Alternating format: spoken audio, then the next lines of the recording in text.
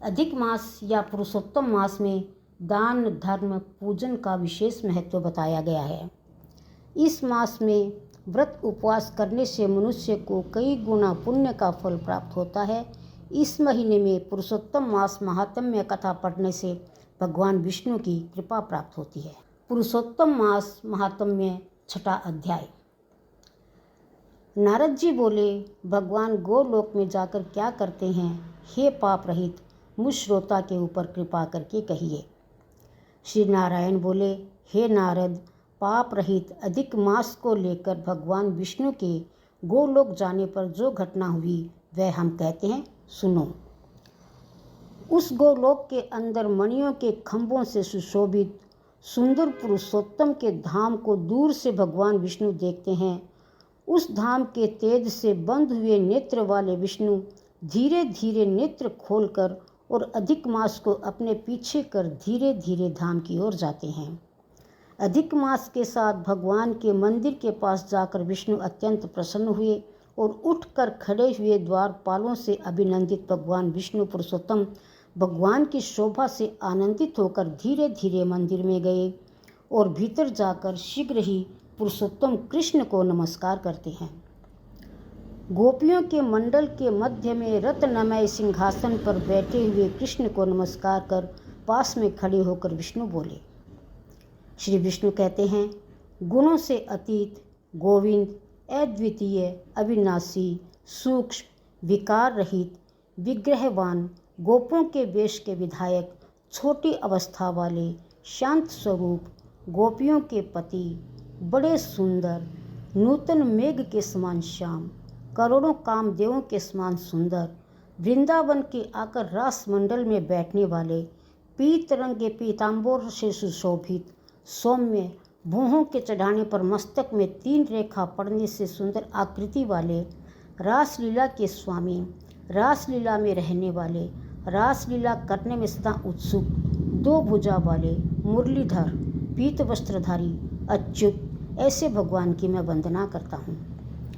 इस प्रकार स्तुति करके भगवान श्री कृष्ण को नमस्कार कर पार्षदों द्वारा सत्कृत विष्णु रत्न सिंहासन पर कृष्ण की आज्ञा से बैठे। श्री नारायण बोले, यह विष्णु का किया हुआ स्तोत्र पाठ प्रातःकाल उठकर जो पढ़ता है उसके समस्त पाप नाश हो जाते हैं और अनिष्ट स्वप्न भी अच्छे फल को देते हैं और पुत्र पौत्र आदि को बढ़ाने वाली भक्ति श्री गोविंद में होती है। आग कीर्ति का नाश होकर सत्कीर्ति की वृद्धि होती है। भगवान विष्णु बैठ गए और कृष्ण के आगे कांपते हुए अधिक मास को कृष्ण के चरण कमलों में नमन करवाते हैं। तब श्री कृष्ण ने विष्णु जी से पूछा, यह कौन है? कहाँ से यह आया है? क्यों रोता है? इस गोलोक में तो कोई भी दुख का भागी नहीं होता। इस गोलोक में रहने वाले सदा सर्वदा आनंद में मग्न रहते हैं। ये लोग तो स्वप्न में भी दुष्ट वार्ता या दुख भरा समाचार सुनते ही नहीं। अतः हे विष्णु, ये क्यों रोता है, क्यों कांपता है और अपनी आंखों से क्यों आंसू बहाता हुआ दुखित होकर हमारे सम्मुख किस लिए खड़ा हुआ है? श्री नारायण बोले, नवीन मेघ के समान श्याम सुंदर गोलोक के नाथ का वचन सुन सिंहासन से उठकर महाविष्णु मलमास की संपूर्ण दुख गाथा कहते हुए बोले। श्री विष्णु बोले, हे वृंदावन की शोभा, हे नाथ, हे श्री कृष्ण, हे मुरलीधर, इस अधिक मास के दुखों को आपके सामने कहता हूँ, आप सुनो। इसके दुखित होने के कारण ही स्वामी रहित अधिक मास को लेकर मैं आपके पास लेकर आया हूँ। इसके उग्र दुख रूप अग्नि को आप शांत कीजिए। यह अधिक मास सूर्य की संक्रांति से रहित है, मलिन है, शुभ कर्म में सर्वदा वर्जित है।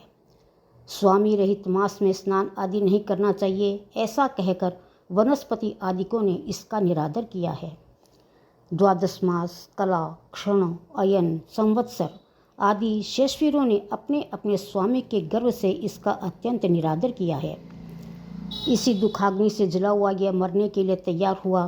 तब अन्य दयालु व्यक्तियों द्वारा प्रेरित होकर हे ऋषिकेश शरण चाहने की इच्छा से हमारे पास आया और कांपते कांपते घड़ी घड़ी रोते रोते इसने अपना सब दुख हमको कह सुनाया। इसका यह बड़ा भारी दुख आपके बिना टल नहीं सकता। अतः इस निराश्रय का हाथ पकड़कर आपकी शरण में मैं लेकर आया हूँ। दूसरों का दुख आप सहन नहीं कर सकते, ऐसा वेद जानने वाले लोग कहते हैं। अतएव इस दुखित को कृपा करके सुख प्रदान कीजिए।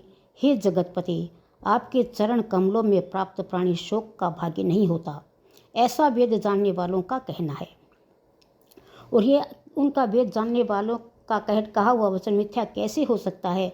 मेरे ऊपर कृपा करके भी इसका दुख दूर करना आपका कर्तव्य है, क्योंकि सब काम छोड़कर इसको मैं यहाँ लेकर आया हूँ। मेरा आना सफल कीजिए। बारंबार स्वामी के सामने कभी भी कोई विषय नहीं कहना चाहिए, ऐसी नीति के जानने वाले बड़े बड़े पंडित सर्वदा कहा करते हैं। इस प्रकार अधिक मास का सब दुख भगवान श्री कृष्ण के कहकर हरि कृष्ण के मुख कमल की ओर देखते हुए कृष्ण के पास ही हाथ जोड़कर खड़े हो गए। ऋषि लोग बोले, हे सूत जी, आप दाताओं में श्रेष्ठ है। आपकी दीर्घायु हो, जिससे हम लोग आपके मुख से भगवान की लीला के कथा रूप को अमृत पान करते रहें।